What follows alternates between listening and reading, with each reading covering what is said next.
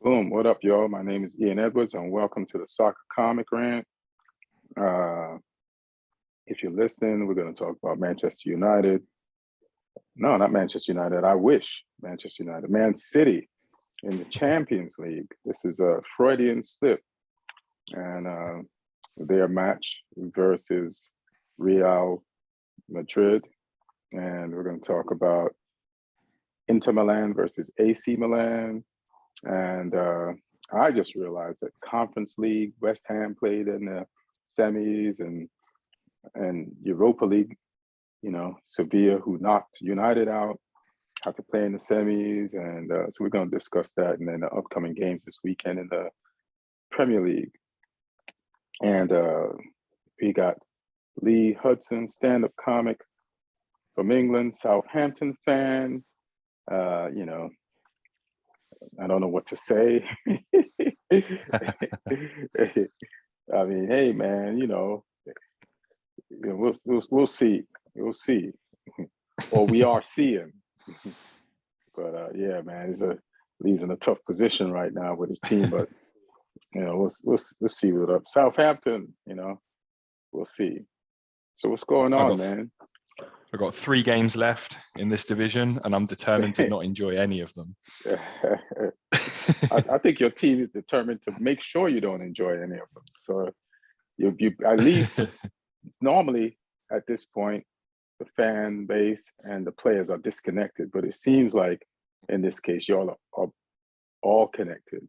The players ain't even gonna enjoy this, and the fans ain't even gonna enjoy this. So y'all can go down a miserable bunch together. Man. I mean, our last 3 games of the league are Fulham, Brighton, Liverpool. So we've probably, wherever our last win was in the Premier League, that was probably our last win in the Premier League ever until we come back, hopefully. Oh, shit. Man. I mean, yes, that's tough. That's pretty tough. And where should we start? We start with Champions League and yesterday. And I mean, Real Madrid, Man City was probably the biggest. Yeah. Mm-hmm. So I checked out the game, and I remember when United, before we got Ten Hag, the rules to be a good football team was you have to have an identity, a certain playing style that you institute every week, because around the world, it seemed, all the most successful clubs, like Liverpool, play one way. I went to multiple Champions League finals. Spurs, when they were good, played a certain way. I went to a Champions League final. Chelsea played a certain way. Under Tuchel, went to a Champions League final. Man City played a certain way, went to Champions League final. PSG played a certain way, went to Champions League final. Bayern played a certain way, went to a Champions League final and won recently. And so most of the best teams in the world play a certain way. Real Madrid has got to be an anomaly, because they can play like a quality bottom of the table Premier League team. Quality like they will counter. They play like a rubber band. They're elastic. They will bend, but they won't break.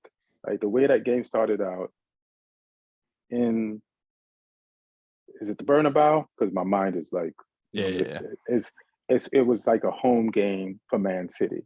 But the whole time I'm watching, I'm like, this is Real Madrid. Ancelotti, he don't have no style. He just picks moments to use different styles from some of the best teams in the world, and it's a flow thing. And I saw City dominating possession, but Real Madrid got the better chances until they actually put one of those chances away and went up. And City, second half, did their thing and got back into it. Actually, when Real Madrid was pressing forward, and City got their goal back through De Bruyne. But do you remember any team in recent history that was a top team that was like Real Madrid with all the multiple personality identities? Like, Um, I mean, it'd be a big compliment to him as well. That I think the last great team I can remember who played like that was probably United under Ferguson. okay. Because United under Ferguson had the ability to be a counter-attacking team.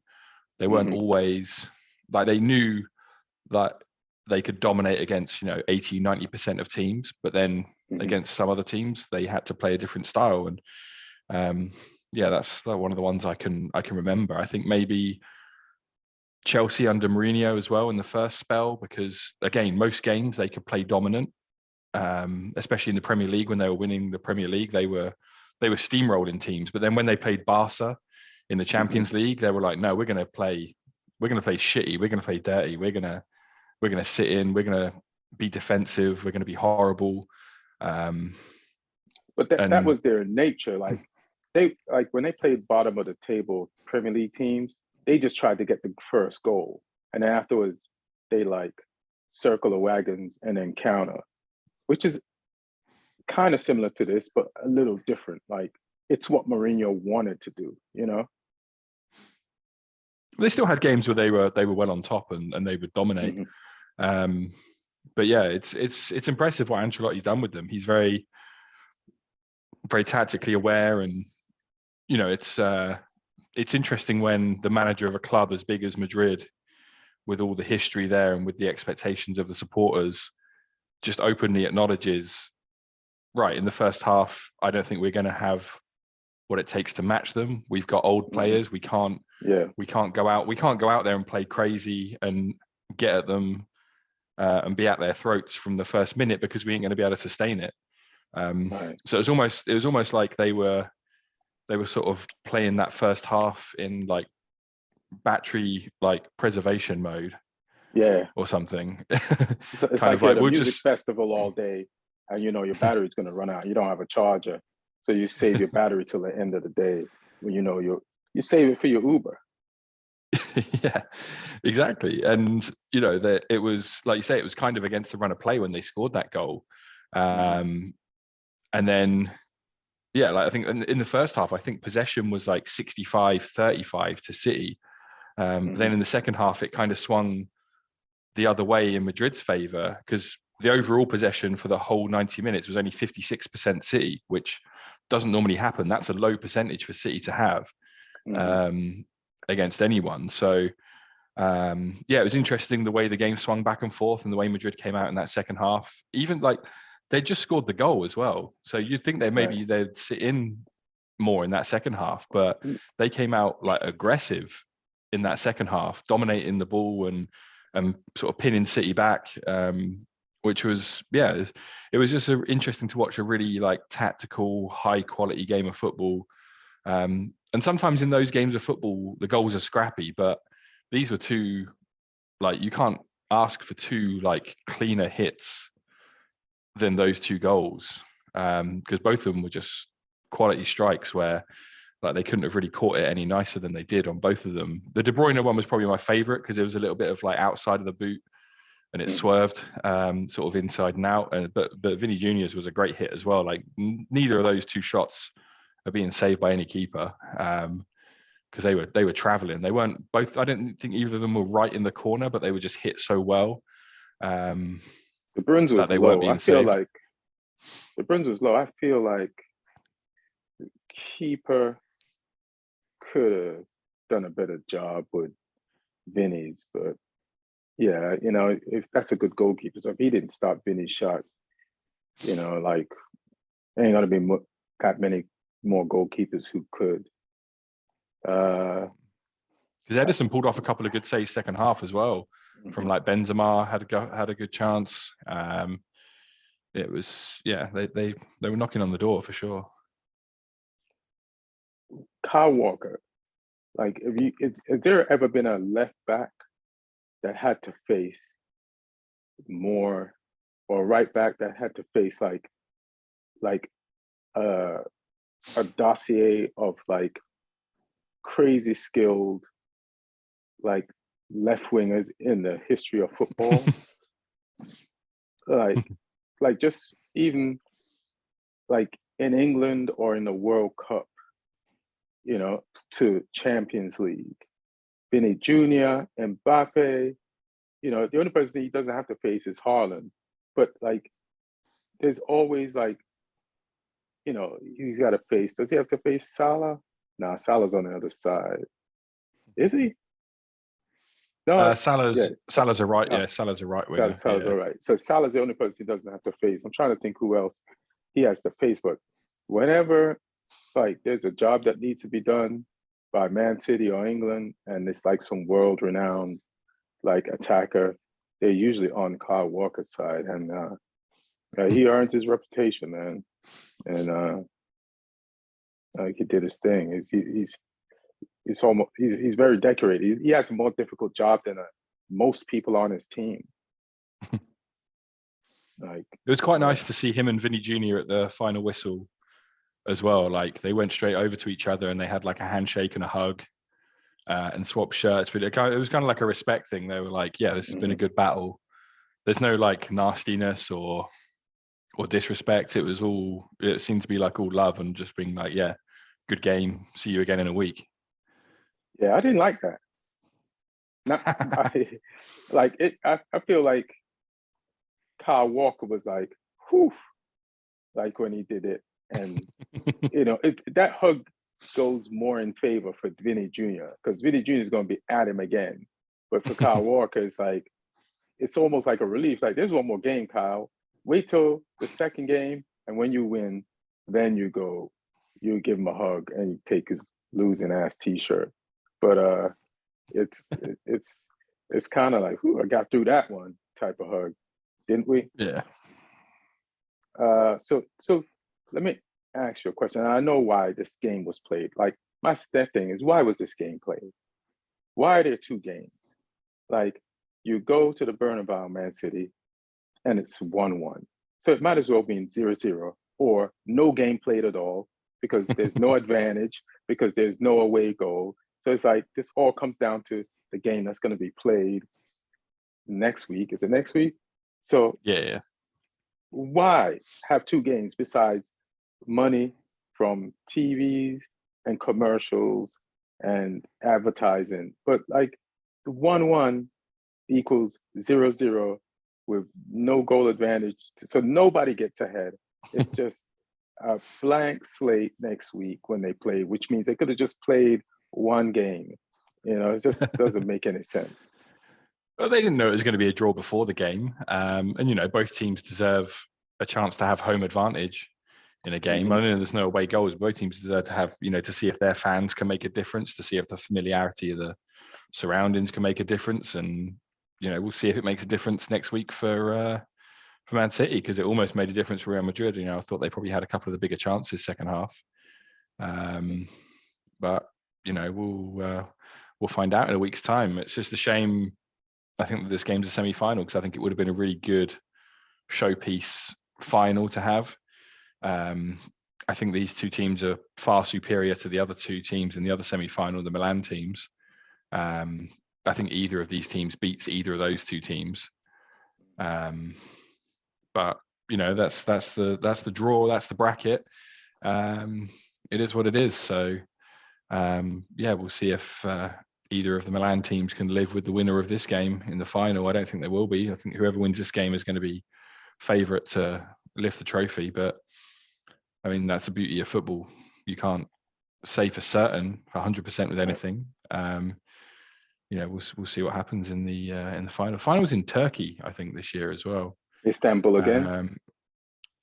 So AC Milan have got some bad memories if they make it there. Yeah, exactly. It's where they got Liverpool. They got Liverpool. They got Gerrard. They got Dudek over there. I think I have one more question about this game. Trying to see if I can remember it. So Haaland looked like he didn't get a chance to settle in.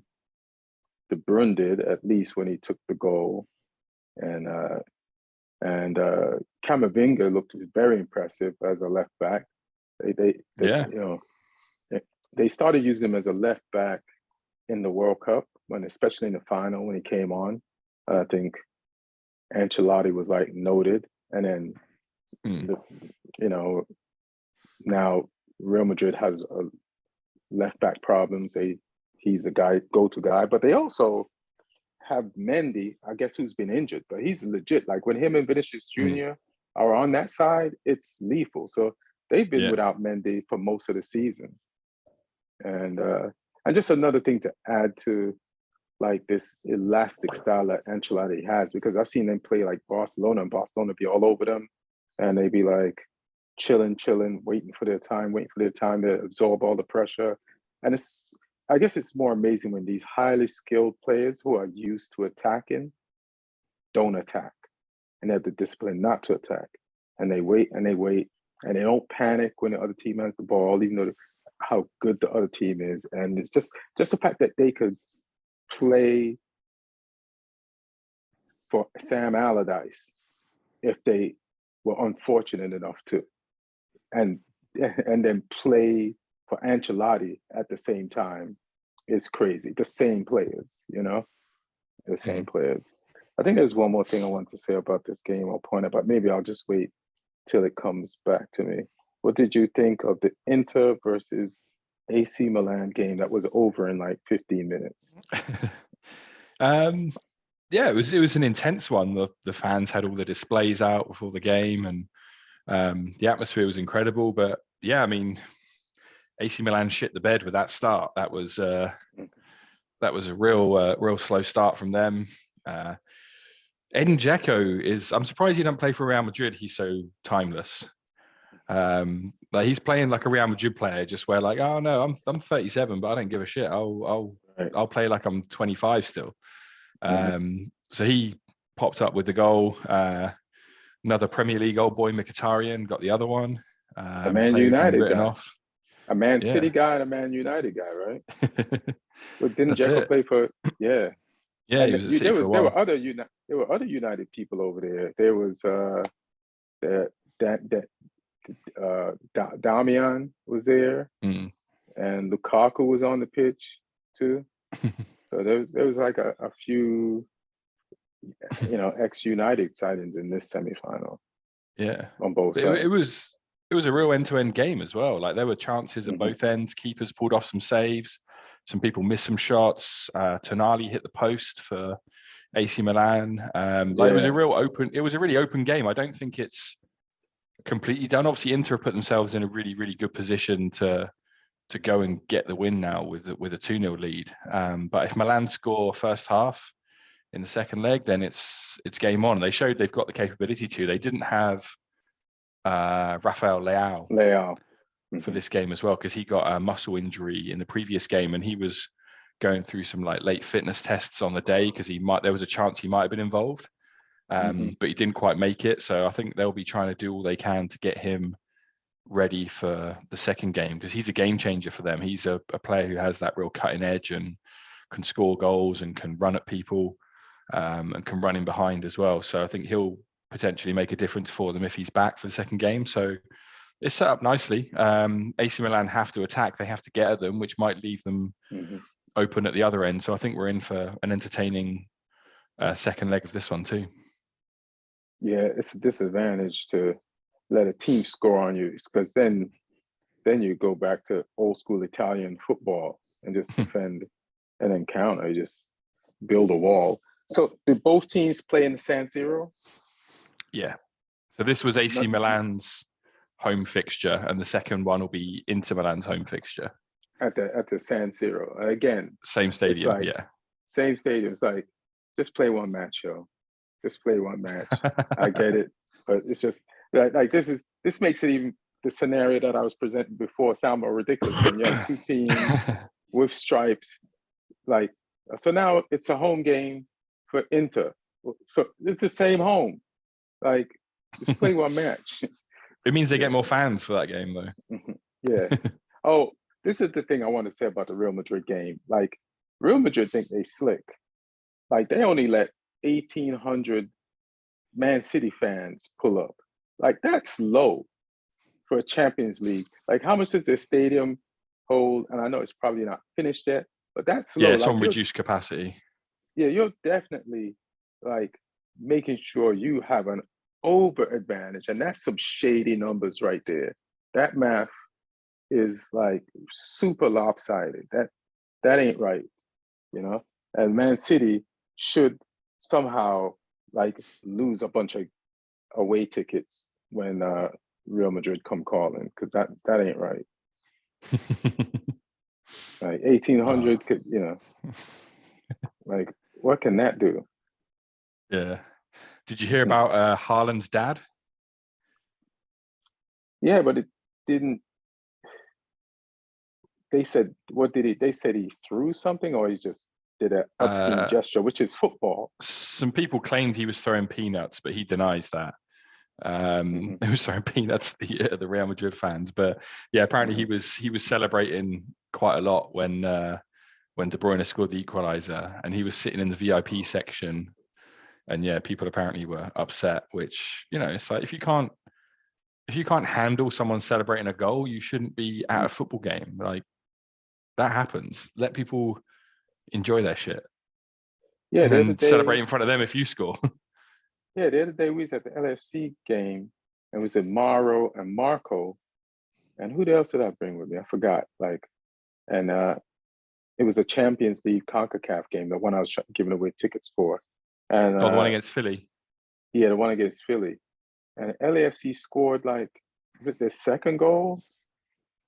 And it was raining beer. Somebody threw a beer from behind us, and everybody got like something. And you know, I would have liked to have not been doused in cheap Bud Light, but fine, I took it. Like, and that was by a fan of the LAFC. So I just think it's because it's Haaland's dad. And I heard those fans were like chanting against him the entire game. So how come all of a sudden what he does is wrong? But yeah, that's some shady Real Madrid cutting the fans down from 1,800 to 1,799. You know what I mean? I mean, it all probably just means there's less chance of him ever going there. So right. they're Yeah, they're causing exactly. themselves problems. Yeah, exactly. That's pretty stupid. Yeah, because that's who you want. Like, Benzema's going to age out soon. He can't last forever. And you just threw his dad out. Like, what did you just give him to? You just gave Haaland to Barcelona. Like, that's pretty dumb. Like, who ever did that was not thinking. They probably fired by now. It's not long term. Yeah, good catch. It's not long term. I guess we can move on to talk about the Europa League, because Roma just beat, I think it was Leverkusen. Yeah, 1-0. So this would be funny if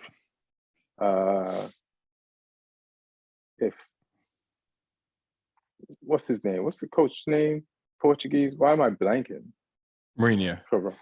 Mourinho. He just won the Conference League last season, the inaugural Conference League, and now he's in the semis and 1 goal and 1 game up on Leverkusen. He could get to the finals of the Europa League and win that shit. I mean, he still probably would have to face Sevilla or Juventus, but you know, he slowly might be making a comeback into, like, you know, into something. So, you know, he won the Conference League last year, didn't he? Yeah. So he won the Conference League, and then parlay that into the Europa League, and he might win the Europa League. And he's 3 games away from winning it. Well, 2 now. 2. Yeah, 2 games away from winning it. Yeah. So that's pretty impressive. And Smalling and whoever else is over there from United, and what's his name from Chelsea? You know, like Abraham. or something. Yeah. Yeah, but they beat Leverkusen today, 1-0, and then Juventus versus who did they Juventus play? Sevilla. Sevilla. Yeah, 1-1. So Juventus got their goal literally on the last play of the game. 96th minute. Yeah. Yeah. 96th minute they got that goal. Like, I think it was off a corner or something like that. And Yeah, cross Pogba came headed in. it, or Pogba put it back across, and then Gatti, I think it was. Yeah. Yeah, Yeah, at Gatti, the it end was of it. Gatti. I didn't know that was Pogba that headed that back across. So that's dope. He hasn't played Yeah, most of the year. He's been injured and comes yeah. into the game. That's an important assist right Mm. there. Because that game was being played at Juventus. So they would have lost 1-0 at home and have to go to Sevilla. Well, you don't want to see that crowd. Man United had to deal with that crowd. We did not handle that crowd well. And I would say Man United is better than Juventus right now. Maybe. But yeah. What do you think of that game? Yeah, I mean, Juve have had an interesting season, obviously, with everything going on off the field. Sevilla have had a real sort of up and down season as well. They've been down in the lower reaches of the league. They fired Sampaoli, the Chilean coach who had a good reputation, but he's sort of not quite translated it at club level. And then they changed manager, and obviously, Juve have been going through everything they've been going through. So it's interesting, but they're two clubs who can sort of seem to pull a result out in Europe when they need to. So it'd be an interesting final, whoever gets there out of these teams. And it was interesting in the Leverkusen Roma game, seeing Mourinho and Xabi Alonso before the game as well, hugging it out, because Mourinho managed him at Real Madrid for a few seasons. So it's like, the student and the teacher. Right. So we could have an all Italian Teacher final. won this time. Yeah. Leverkusen played well though. But Tammy Abraham did great on the goal. He did a good sort of swivel and shot, which the kid Bove, 20-year-old Italian player, got the rebound for. But yeah, I mean, I'm looking forward to whoever makes it to the final of this, because the Juve Roma game would be interesting, all Italian. Or if Leverkusen or Sevilla get there, whoever they might play. Yeah, it's interesting games all round. They're big sort of traditional European clubs who you'd want to see in a final game. So yeah, I'm excited to see what the second legs bring, because I think both games are still wide open as well. Roma got the 1-0 win, but they were at home. They've got to go to Germany. And that Leverkusen team they've got some talent there. So yeah, both games in the balance. We'll see what happens. Yeah. I forgot what I was going to say, but let me talk and see if I can find it. Just the fact that it's the teams in that are notorious, like Champions League, semifinal teams, except for Sevilla, this is their tournament. And then so you Europa have Roma, specialists. Yeah, Europa specialists. So you have teams that are normally playing in the semis of the competition above in this area. So yeah, definitely, like, this is something to watch if you remember that it's on. Because today I kind of blanked Thursday, and I just realized like last minute that these games were on. Plus I was doing something. I was shooting some roommates episodes. But yeah. And then in the Conference League, they had their semis, and David Moyes won 2-1. AZ, what is it? AZ what? Against Alkmaar. AZ Alkmaar. So if he gets to the finals, what are West Ham fans going to do? Have they changed? Have they changed their mind? Have you spoke to any after the result today and after the result against Man United? Was it midweek that they heard us? Like, where's the heads of the West Ham fans at? I mean, I don't know many West Ham fans, so I'm not sure. I mean, the ones that I've seen on social media, they seem happy. And obviously, the threat of relegation has sort of subsided a bit now. They're out of the danger. So I think they're a little bit more placated than they were previously. And if they go on and win a trophy, I don't think they'll care. But it's Moyes. I think they'll be happy enough with that because But they haven't won anything. will they want him gone though? Still, Possibly. I mean, I don't know if it'll be an opportunity for Moyes even to sort of go, well, I won a trophy, I'm out, kind of thing. Like, because that's probably as good as it gets with West Ham. Because obviously, they had a really good shot last year at getting into the higher sort of parts of the table, and then they didn't have the squad depth to maintain that challenge, and they fell off a little bit towards the end. Because they were up around like 5th and 6th for a long time last season. And then, if he can win something, I think it'd be a good time for him to just go, yeah, I'm done. Because I think he'll be like a future Celtic manager. I think that's a club he wants to manage. Their manager, Postecoglou, is really highly rated, the Australian manager. I think he'll be on a lot of radars in the Premier League for clubs with open vacancies. So, yeah, it might be a good time for him to just win a trophy and then go, I don't care if you guys don't want me, I'm out. Like, you can't fire me, I quit. Kind of scenario with a trophy as well. So, if I was him, I'd maybe walk because it doesn't get better than that.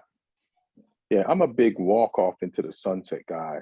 You know what I mean? Like with the wind and the horizon in front of you and the silhouette of you disappearing into it with a trophy and be like, fuck you, West Ham. Like, you hate me, but you can't hate me because look what I did for you. And like, and then you'll have like better job offers, maybe from teams that want to spend more money than West Ham or just better owners.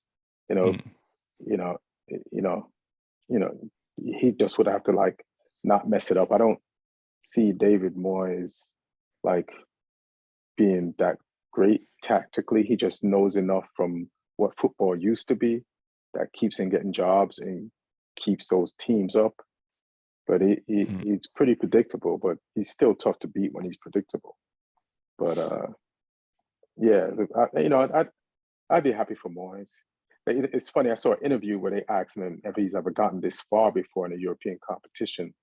And he's like, yeah, I got to the semis in the Champions League or somewhere, semis or the quarters with Man United. And I'm like, bro, how could you even mention that?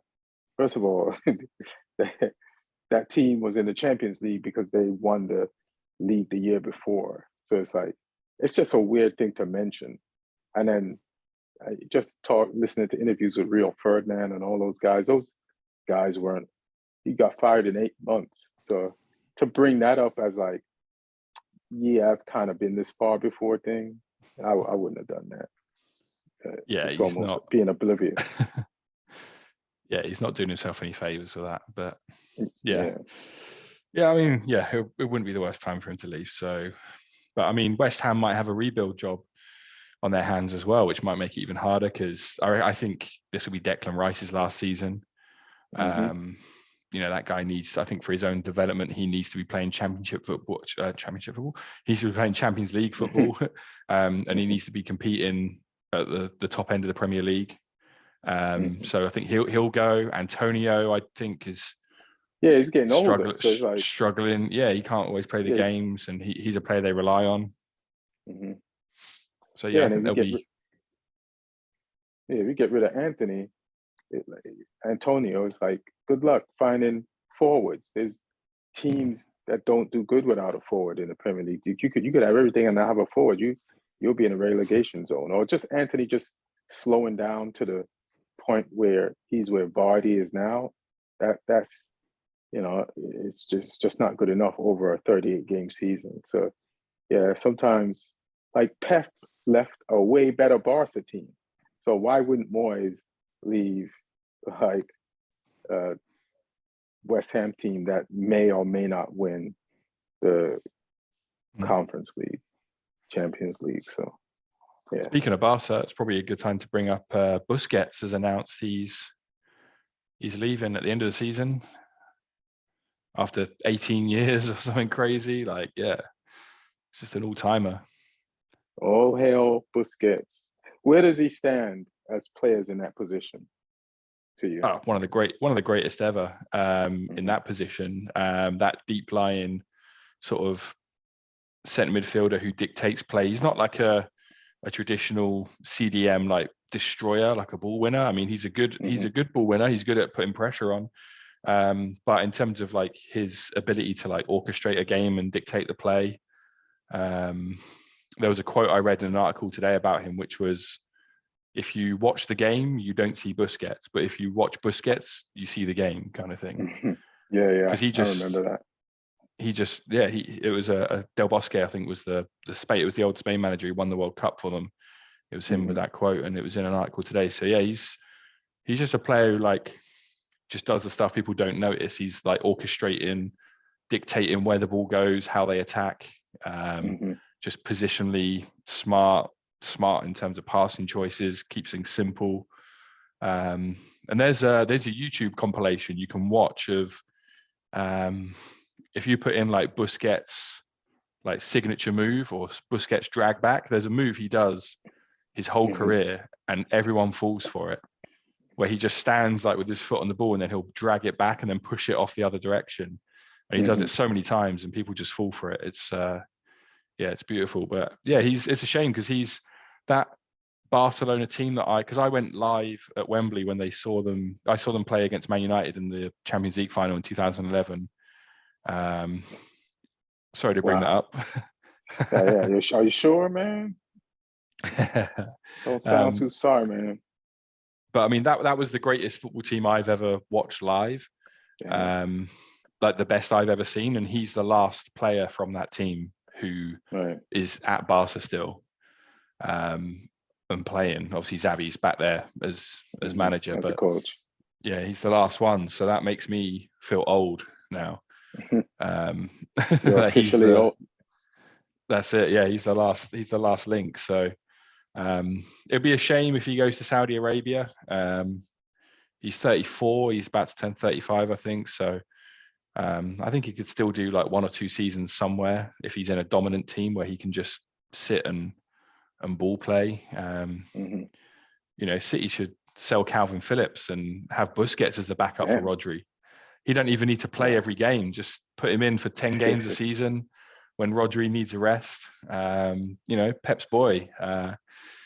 So you get more use out of him than Calvin Phillips. So yeah, sell Phillips, get Busquets in to just play the backup. It's funny. I was watching a Boyan Kirkish interview, and he was in the academy with Busquets, and Busquets was a 10, or a 10 or a 9.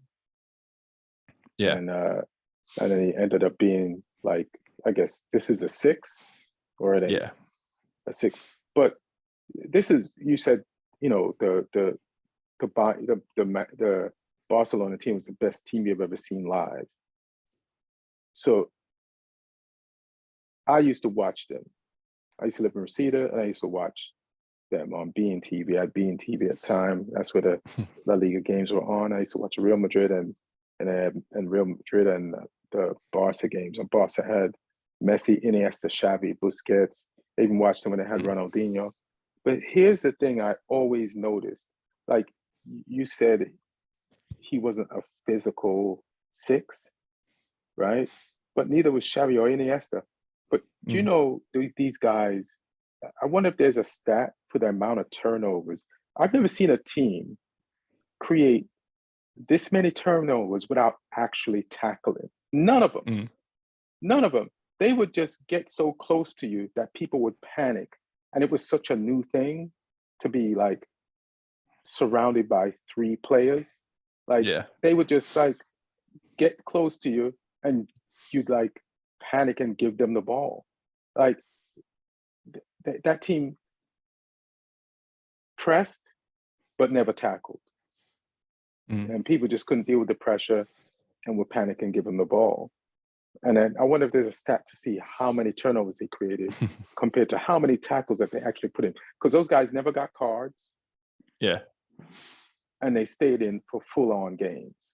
And people got cards trying to tackle them. So, you know, they just, it's just the way they did it and how new it was at the time that even though Busquets never really had to tackle or doesn't have as much tackles as like the other people you could name in his league in that position, like it was just the concept of all three of them.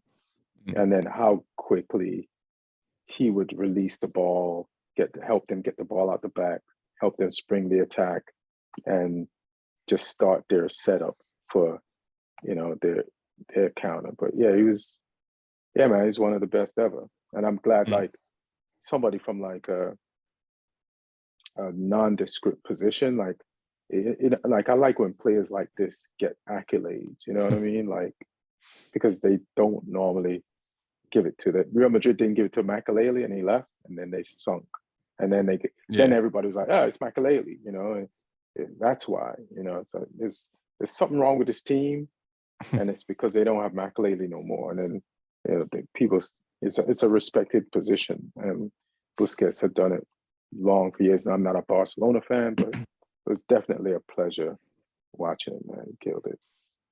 Yeah, it's an underrated position, and that ball pressure thing was really interesting as well, because I was reading an article recently with Harrison Reed, who plays centre midfield for Fulham.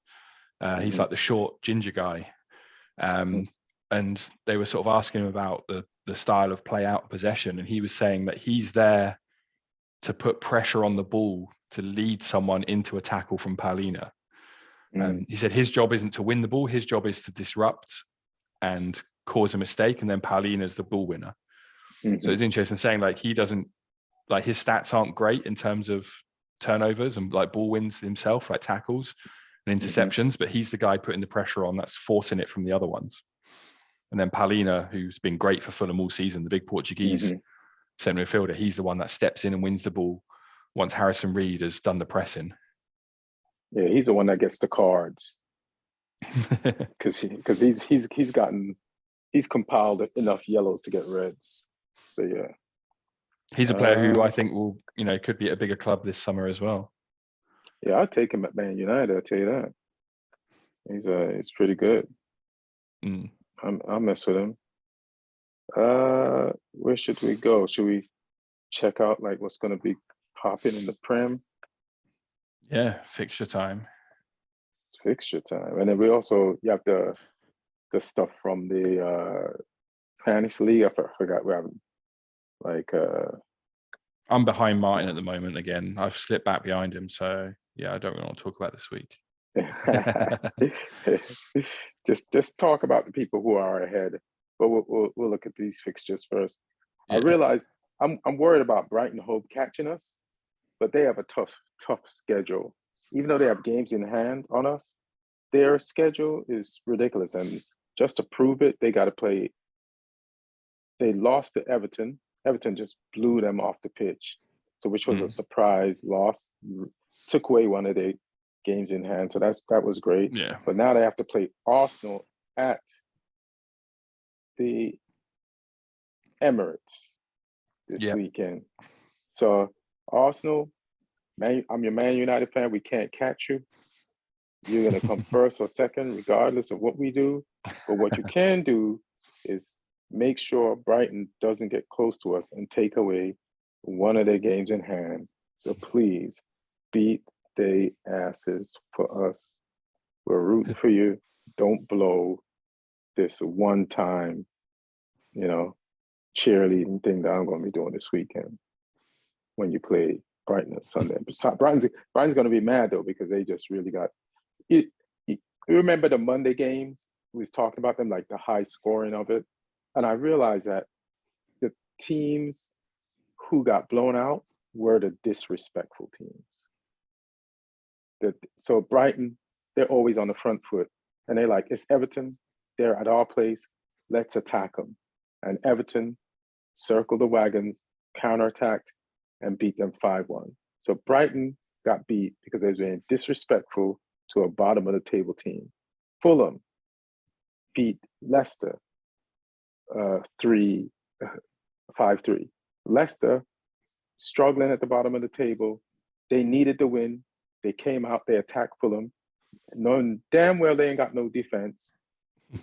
to be the defendants against counterattack were disrespectful to Fulham and got blown out, and they did get 3 goals, but this game was no 5-3 game. This game was over. So this is what you get, Leicester, for being disrespectful. Southampton, desperate also. Sorry, needed the win. Couldn't deal with the tie. It's a fellow team at the bottom of the table. They're both fighting for survival. But Forrest says, Steve Cooper's style has changed. Like earlier on in the season, when he realized we can't attack and play the type of football like got us out of the championship, we have to defend, circle the raggers, and counterattack. And we got these 2 players. Is it Gibbs White? And what's the other one? And then Brennan Johnson and Awani as well. All the front players. Yeah, so then they're set up like that. They're set up for disrespect. And they set up for the disrespect that Southampton showed them when Southampton's like, we can't beat many teams, but we could beat this team. Let's just attack straight up, try to beat them. And Nottingham Forest handled the disrespect by counterattacking and getting 3 to 4 goals. So, yeah. So just going back to what's the game of the week over here, you think? In the Prem. I mean, Arsenal-Brighton, if Brighton show up and do better than they did against Everton, and if the Brighton we've seen the last few weeks before that show up, I think that could be a real good game. I think it will just be a really entertaining game to watch because they both want the ball. So it'd be interesting to see which style wins out, because De Zerbi, he's one of them like fundamentalist managers. He don't give a fuck. He'll be like, no, we'll go to the Emirates and we'll want the ball. Like we'll try and dominate possession. So I think that'll be a really fun watch. I mean, on Thursday, because it's part of the same game week, Newcastle play Brighton. So that's the other game that Brighton have, is away at Newcastle. So I think that will be a really good game. I mean, a lot of the other games, they don't really stand out. I think Villa Spurs could be a good game. Yeah, I was looking at that. Yeah. But I mean, Villa have kind of lost some of their form, and Spurs are just Spurs. So they'll probably finish 1-0 with a Harry Kane will score off his shoulder or something. That's what probably end up happening there. Yeah, I mean, Liverpool, Everton, Leicester is a big game because because they could still have a chance to get into the top 4. So and Leicester needs to win or get something out of it. So that's huge because they're at opposite ends of the table. And, well, they're the games that matter right now, aren't they? The ones that have stuff at stake, because there's stuff. There's games like Brentford, West Ham. It's like that's meaningless, essentially. Like there's maybe mid-table hierarchy to play for, but really there's nothing to play for there. Whereas Everton City could be interesting because obviously Everton will be confident after they picked Brighton off, and they still need some points now. Yeah, and they still need points. Yeah, and City needs City. Yeah, because I mean, looking at some of the other games, Palace, Bournemouth. I mean, they're both safe now, so there's nothing there, nothing going on there. United Wolves is big for both teams because Wolves is not completely safe, right? And United need to get into top 4. I mean, Wolves are pretty much there, but they could still do with another point or two just to really sort of cement they got 40, yeah. So maybe they got the 40 points because Lopetegui was like acting like he was Klopp when they got that win midweek. So maybe he's like, all right, my job is done. We're safe. That's the type of Wolves I'd like to face. Yeah, I mean, and even 40 points. The first game of the weekend, Leeds Newcastle. Sam Allardyce going up against one of his old clubs. Leeds need the points. Newcastle need the points. Because obviously Newcastle trying to fight for one of those Champions League spaces. They're trying to hold off, Liverpool as well as you guys are. So, yeah, that'll be an entertaining game as well. And Allardyce has come out and put the pressure on this week. Last week, he took all the pressure onto himself, but he came out with that quote where he's like, I'm up there with Pep and Klopp and this and that. And then this week he said, what was that quote exactly? He was just saying about how, like, in terms of football knowledge, he says he's up there with Pep and Klopp. He wasn't saying, I don't think, like achievements, because he can't claim that. Like, they've won Champions Leagues. But he's sort of saying in terms of football knowledge, he said he was up there with Pep, with Klopp. Yeah. But He he feels that come out. way? No, he come out this week. He said he was taking. He wanted everyone to talk about him and not the players, because obviously the players have been getting battered in every game before that. So he wanted to put the heat on him rather than the players to try and take some pressure off. But then this week for the Newcastle game, he's put it all back on the players. He said, we can't lose this game. That's what he said. We can't lose. And I kind of agree with him, because they're running out of time, running out of games to get the points they need. What are they on? 30? They're on 30. They're in second to last. Yeah. They're 19th. But the other teams are in. There's 3 teams in range.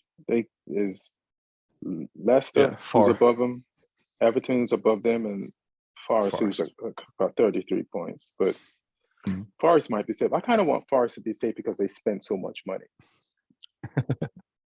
And I kind of like Steve Cooper and their history, and I'm off this Leeds thing.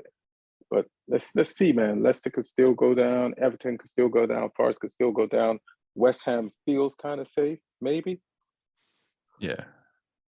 But I mean, Leeds are in trouble. So yeah, I mean, I think Allardyce is right. They can't afford to. Like he says they can get a draw. He says a draw is acceptable, but he's like, we can't lose this game. And that's a lot of pressure to put on your players when they're playing a Newcastle team that are hot right now and capable. I know they lost to Arsenal, but they're very capable of going out there and blowing Leeds away. So you think he's going to circle the wagons, wait for the counter? Is that what he means by we can't lose this game? We got to get at least a point. Possibly, yeah. They need to win. They don't need a point. They need to play the style that they were losing with under Jesse March more than they ever needed to play it now. If they got 3 games left, they need all 9 points. Yeah.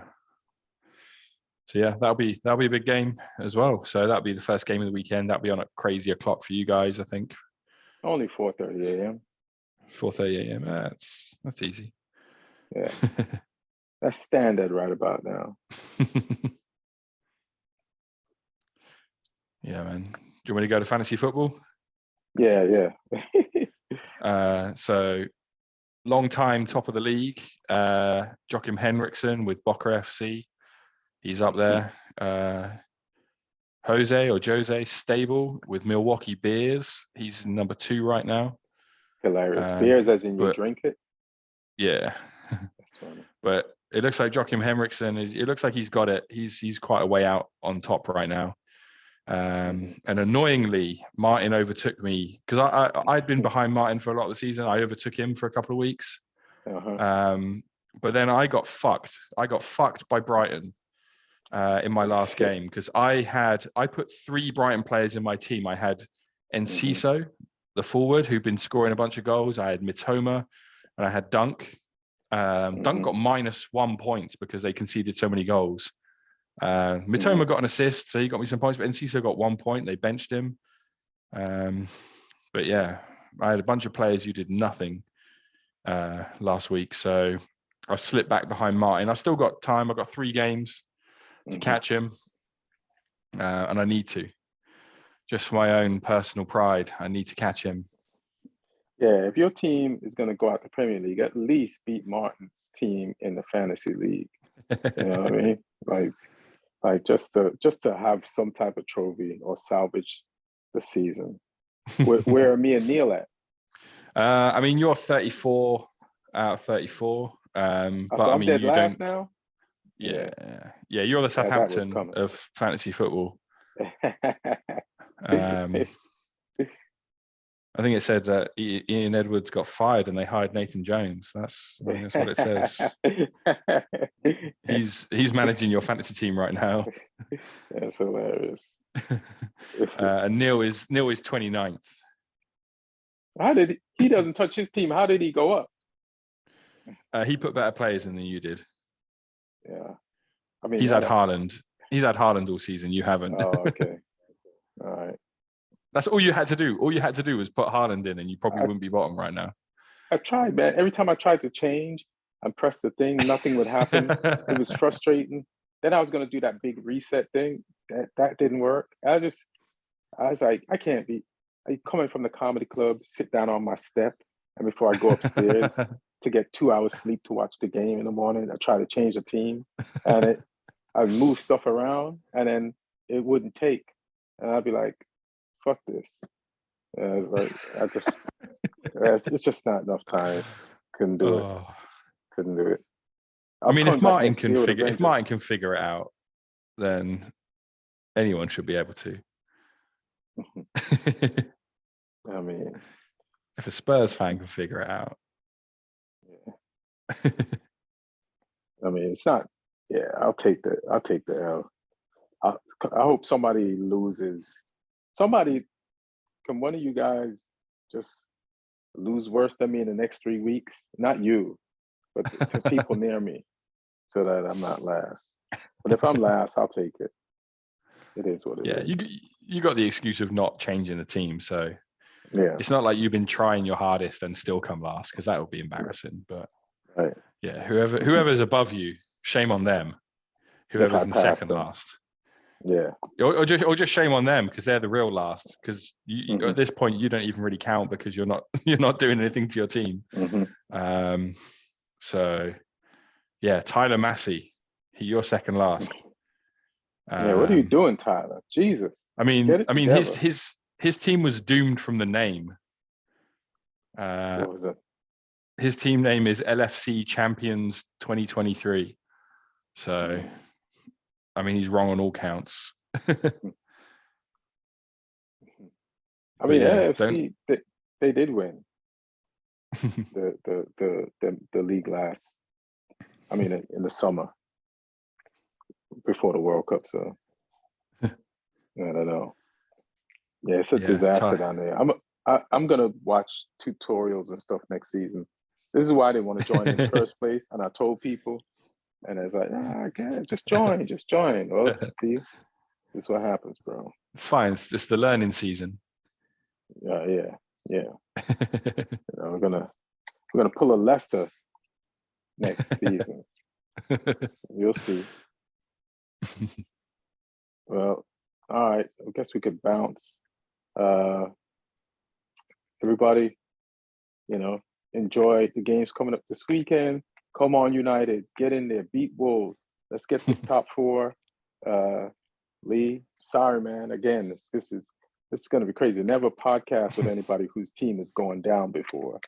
So, man, it's like it's going to be a loss for us just to have not to have your team in there in the Premier League. So that that's the whole pod is taking a hit because of Southampton. Well, it means extra things to talk about next season, though. I can give the championship perspective, opens it up a little bit. Yeah, for sure, but still an L for all of us. More for you, so. But mostly for me. Yeah. Yeah, mostly for you. Yeah. Well, hopefully it's only for one season. Yeah, hopefully. Jesus, yeah. I'm gonna be at La Jolla Comedy Store this weekend, and next weekend I'm gonna be at Zanies in Chicago on Friday and Saturday, and Zanies in Nashville on Sunday. So, but this weekend I'm gonna be at the Comedy Store in La Jolla, headlining. So if you all want to pull up and come through, do that. You got anything you want to plug or say? I know, just go on the Instagram, Lee Hudson Comedy. Keep posting new dates all the time on there, so it's a way to find out where I am. All right. Well, thanks, brother. Thanks for joining. Enjoy the last. How many you got? 3 games? Yeah, 3 left. Yeah. We'll see. Peace, everyone. Take care of yourselves. 1. Yeah, the farewell